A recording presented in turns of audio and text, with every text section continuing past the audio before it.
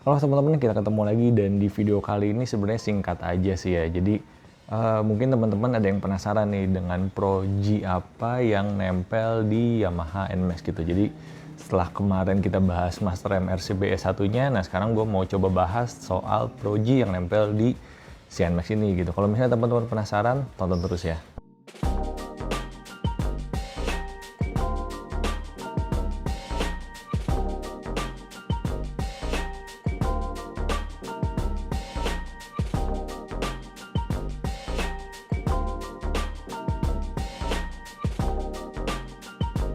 Oke, lanjut lagi teman-teman. Jadi sebelum kita bahas lebih jauh soal si Pro-G yang udah nempel di NMAX ini, kita enaknya kilas balik dulu kali ya.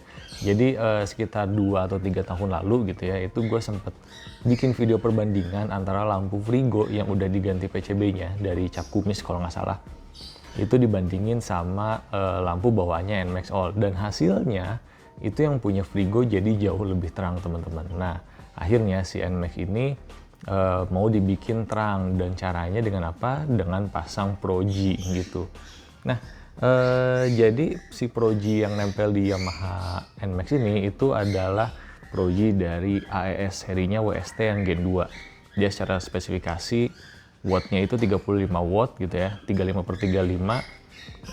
Dan dia ini udah blue lens gitu. Nah, pemasangannya sendiri di NMAX Ultra ini sebenarnya udah cukup gampang sih ya, karena udah banyak juga yang jual bracket khusus Pro-G buat nempelin di si NMAX Ultra ini gitu. Jadi teman-teman mau pasang yang satu Pro-G atau dua Pro-G gitu, itu udah banyak banget yang jual bracketnya gitu. Nah, untuk menemani si Pro-G ini nih, karena kan Pro-G ini warnanya sinarnya biru ya teman-teman, putih lah.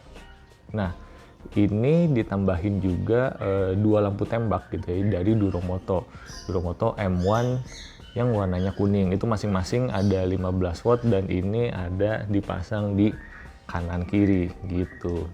Untuk pemasangannya gue nggak akan cerita banyak karena ini Abeh yang masang gitu ya. Jadi pas gue nyampe ke Bandung ya emang ini udah kondisinya udah begini, dan ini udah cukup lama juga gitu. Jadi gue baru sempet bikin videonya sekarang.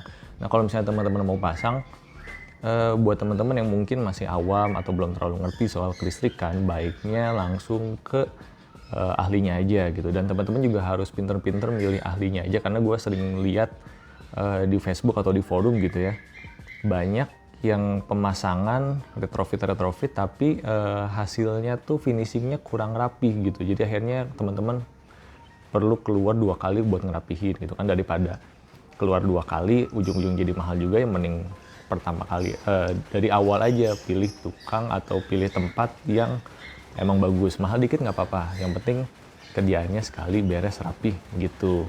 Untuk reviewnya sih sebenarnya singkat aja ya. Jadi kalau misalnya malam, namanya Pro-G B-LED gitu kan, 35 watt 2,5 inch gitu ya lensanya, ini tuh udah cukup banget teman-teman. Jadi kalau misalnya untuk pemakaian dalam kota gitu kan, ini tuh sinarnya udah terang banget gitu, dan cut off-nya pun dia rapih. Kan biasanya gue juga sering lihat tuh ada Pro-G yang cut off di bawahnya tuh ada, tapi di atasnya juga dia tetap bias gitu. Nah, itu kan yang kurang bagus ya. Cuman kalau di AES WST Gen 2 ini, dia ini hasil cuttingannya rapih teman-teman. Jadi kalau udah cuttingan bawah ya udah cuttingan segitu aja, di atasnya itu minim bias, kecuali kalau misalnya teman-teman nembak jauh gitu ya. Nah, untuk nembak jauhnya sendiri, mode high beamnya gitu ya, ini nyorotnya juga jauh banget teman-teman. Jadi cukup jauh dan cukup terang. Selain dia terang juga dia masih ngasih apa ya, cahaya yang jadi yang asalnya cut off segini nih, dia jadi lebih lebar lagi gitu. Jadi emang untuk nembaknya jadi lebih enak gitu. Nah, cuma catatan juga buat teman-teman, kalau misalnya udah pakai Pro-G B-LED kayak gini, jangan asal main high beam aja gitu, karena dari arah lawan juga itu jadinya silau banget gitu sih teman-teman. Kalau teman-teman perlunya untuk pemakaian harian gitu kan, jalan aspal, jalan beton, ini sebenarnya nggak ada masalah sih teman-teman, selama langitnya cerah gitu ya.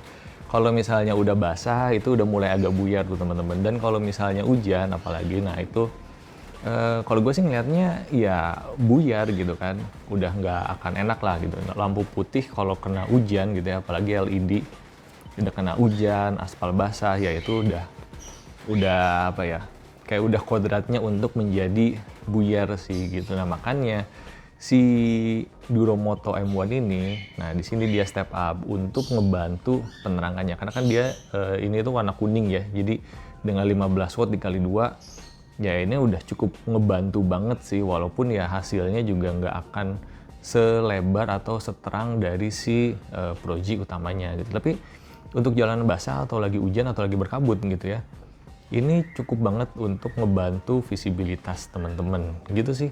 Terus kalau ditanya soal kekurangan, nah ini kekurangannya ya pasti kalau misalnya teman-teman pasang Proji terus lampu tembak gitu kan, pasti ada di kelistrikan gitu kan. Karena kalau misalnya lampu LED gini ya, bawaannya motor tuh paling kecil-kecil loh teman-teman, paling 10 watt, 15 watt, 20 watt gitu kan. Tergantung berapa titik matanya dan masing-masing matanya berapa gitu. Tapi biasanya itu di bawah 30 watt totalnya. Nah sementara ini Proji-nya aja dia udah 35 watt sendiri, ditambah lampu tembaknya kanan kiri 15 kali 2 gitu kan. Nah itu total kan 60 watt.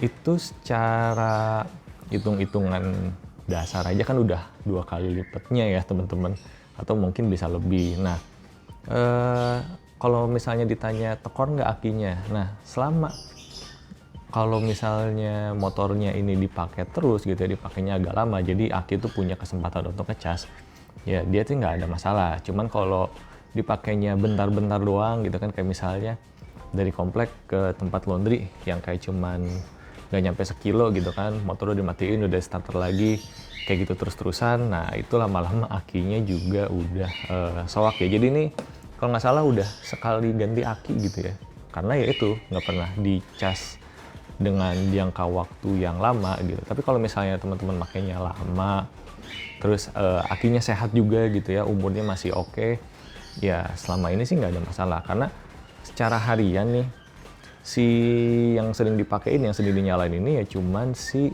proyektor utamanya aja, biletnya aja. Sementara si lampu tembaknya itu jarang banget dinyalain gitu sih.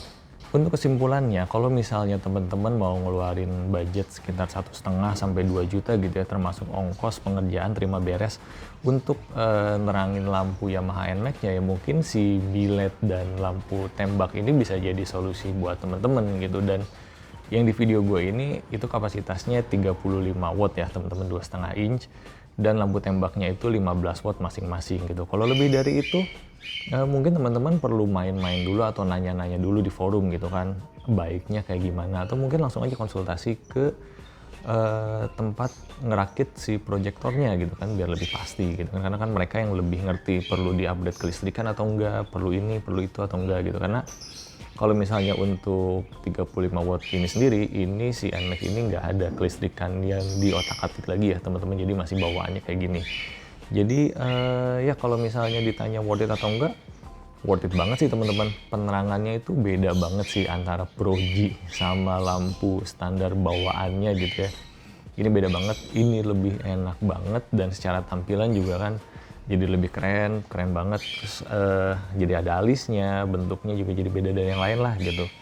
Pokoknya jadi keren banget, kecuali kalau misalnya temen-temen malam pasang Proji, tapi waktu malam cuma dinyalain Demon Eyes atau Angel Eyes-nya doang, ya itu sih nggak keren sih ya teman-teman, malah justru bahaya gitu. Jadi ngapain pasang Proji kalau malam-malam nggak dinyalain gitu kan, esensinya apa gitu pasang Proji gitu. Tapi ya udahlah, itu kan ya mungkin tren masa kini doang ya. Harusnya sih mudah-mudahan sih, gue berharap itu cepet hilangnya, cepet ganti gitu, karena bahaya banget gitu.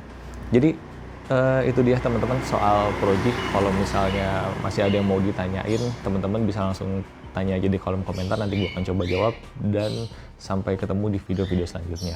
Thank you teman-teman.